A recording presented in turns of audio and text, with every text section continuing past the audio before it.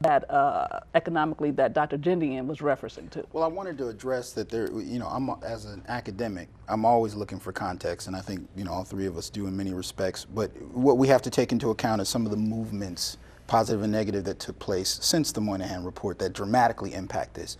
You cannot have a conversation about the black family in America without having a conversation about the war on drugs.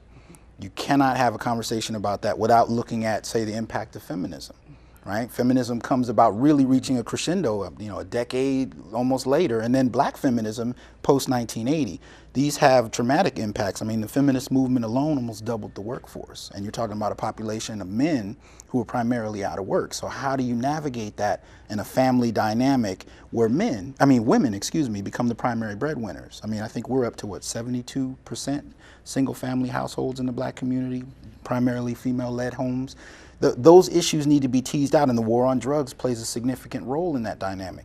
Becoming more popular in the mid-70s, and then by the time we hit Reagan in the 80s, Clinton in the 90s, the tremendous impact that plays on incarceration. And gang activity is, of course, part of that, because gangs go from becoming these kind of, in some respects, community protection, in other respects, wayward kids out playing around, and then by the time the drug impact really hits, they become what I call unorganized corporations. They literally become a means of providing illegal labor to youth that don't have any other job options, and many of whom drop out of school. And this goes back to Dr. Jendian's point about high school graduation. It's almost guaranteed that without a high school diploma plus incarceration, lifelong poverty. So when those kind of factors come together, it really problematizes the issue, and I think we have to do that in order for us to have a competent conversation about what's happened since and what can be done, because these movements are still impacting us to this day, and they contribute to and complement, in some respects, the Moynihan report in general. In 1 minute, could you describe what the war on drugs is for our viewing audience so they will be able to understand more? Primarily initiated by the Nixon administration, the idea was that drugs were running rampant and they needed to be controlled, particularly in poor communities of color. What we found later in the 1990s, however, was that there were drugs being imported, particularly to support the Contra War, and they were being funneled into black communities with knowledge by government agencies, and nobody really said anything because it was primarily impacting poor people who didn't have means. They didn't have immediate access. They didn't have the means to defend themselves or address the nation in terms of what they were going through. So the rates of death, the rates of homelessness boomed, the incarceration rates, of course, particularly in regard to black males, because these are the same males who are dropping out of school to engage in selling illegal drugs. And it almost becomes undeniable. I mean, you're talking about poor neighborhoods that literally have millionaires living there selling drugs. How do you tell a 14-year-old kid who's likely to not get a job that that's something that he shouldn't endeavor in? So that becomes a cycle, and it's almost inevitable that from that goes incarceration. Yes, I think you did a great job of summarizing Michelle Alexander's Absolutely. New Jim Crow. Absolutely. Yes. Mass incarceration in the age of colorblindness, and with her 2010 publication that does an excellent job of connecting those legal, governmental, and communal impacts on the war, the so-called war on drugs. It was a war on black, poor people. Absolutely. And Dr. Jendian, when we consider what Ta-Nehisi is sharing concerning criminalization, and from a sociological perspective, how do we understand criminalization, how that has been part of the reality of black life as he articulates it in the article? I wanted to highlight the policies that have then criminalized the behavior. And great point. And so, excuse me, the policies particularly around the war on drugs, but also around use a gun and you're done, right? 3 strikes and you're out. Yes. For non-violent offenses applying to those kinds of things. And so what you end up doing is you end up taking behaviors out of their context, not understanding them, why they are emerging, and instead of going to the root and treating the conditions that are leading to those behaviors, you create policies that criminalize the behavior and result in people going to jail. And then, that's an easy solution, lock them up. That's an easy solution. But what after? Now what? And when we know that 95% of the people who go behind bars will one day be released, and we haven't thought about what we're going to do after we've locked them up, you see how we then create new problems for then reintegrating in society. And so the cycle often repeats itself in high recidivism rates, also known as the revolving door. Between 60 to 75% in some states of those who come out of prison end up going back in. That's not a Department of Corrections and Rehabilitation.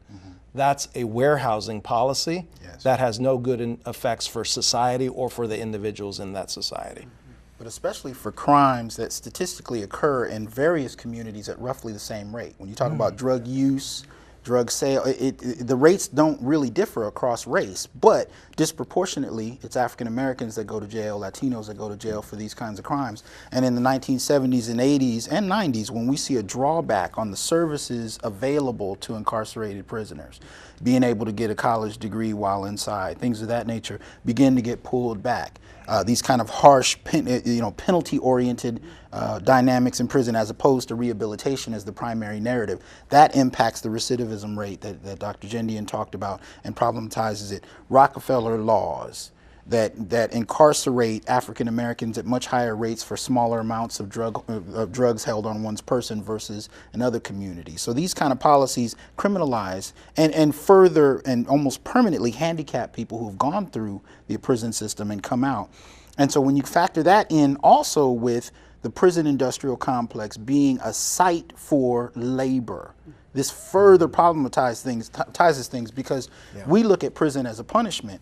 But when it's flipped on its head and we go from the history of convict leasing after slavery to a system where private prisons are profiting off of government dollars and looking to put people to work to do the same jobs that they used to be able to do and get a full-time salary for, there's a tremendous impact on what that does to communities. And yet we see profit in terms of private corporate ownership go through the roof. So these kind of things, I believe, have to be woven together in this narrative. And I think Moynihan does lay a framework out for that, as I agree with Dr. Jendian, is problematic in different places, but gets oversimplified. And if we can tease that out and tie that into things that have been occurring since, we can actually have a competent discussion and get to your question, what can be done. But we can't really point to what can be done until we fully unpack what's taken place. Well, as academicians, we are normally dismissed as being too intellectual and irrelevant. So how do you respond out of your commitments to justice in your own social, political, cultural context and realities, and speaking truth to the matter? Because I know you personally in the ways that you engage, but what does this mean for your scholarship and for your research and teaching and learning? Dr. Jendian? For me, and this is why I think Coates is raising these issues at this particular time in history is so important, because many, as he says, many American politicians are recognizing the failure of some of those crime policies. But I think that's all about political opportunism, because we can no longer afford the crime policies that were previously implemented. And so they're having to have a conversation about these things. But I think for me as a scholar, these are the reasons why I incorporate, for example, service learning into my courses. Why I try to not just talk about the theoretical aspects, but also link my students with organizations in the community and individuals in the community that are dealing with the real problems that we're trying to study in sociology. And I also know that without public pressure, the political will not be created to do the right thing and reverse some of these trends. And so we've got to do a groundswell, and I'm constantly talking with my students and trying to get them to see beyond their own selves and to connect with other people who have different experiences than they do, because we're not going to solve the problems by our current understanding. We have to think beyond that box, we have to talk with other people, and we have to build a united front across boundaries.